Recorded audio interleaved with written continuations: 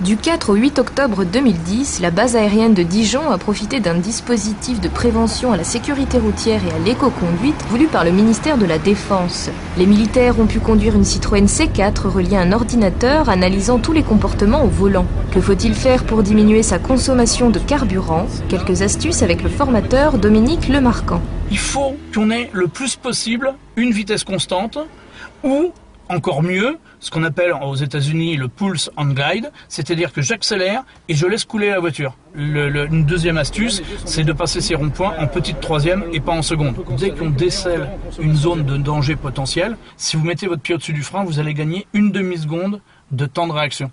À 50 à l'heure, c'est 8 mètres de gagné, c'est-à-dire 2 voitures. Conduire écolo, cela permet de diminuer la pollution tout en faisant des économies. Là, la personne, elle avait pas eu de conseil, elle a consommé 6,5 litres et avec conseil, elle a réussi à descendre à 3,7 litres. Ça veut dire que sur 100 000 km, elle peut économiser 3 000 €. L'éco-conduite est également un moyen de diminuer le nombre d'accidents sur les routes. Les entreprises qui ont formé leur personnel à l'éco-conduite en Hollande ou en Suède, ils ont une baisse de la sinistralité de 20%. Normal puisqu'on regarde très loin. Donc on anticipe et on traite l'information bien avant qu'on soit dessus.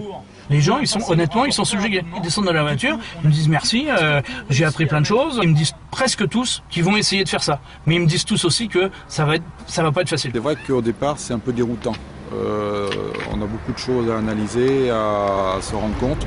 Et après, dans la vie de tous les jours, en mettant cette pratique-là de conduite, on s'aperçoit qu'on y arrive beaucoup plus facilement et on arrive à faire quand même des économies. Capable de réduire la pollution, le risque d'accident ainsi que les dépenses financières, il n'y a pas à dire, l'éco-conduite est promise à un bel avenir, à condition que chacun y mette du sien.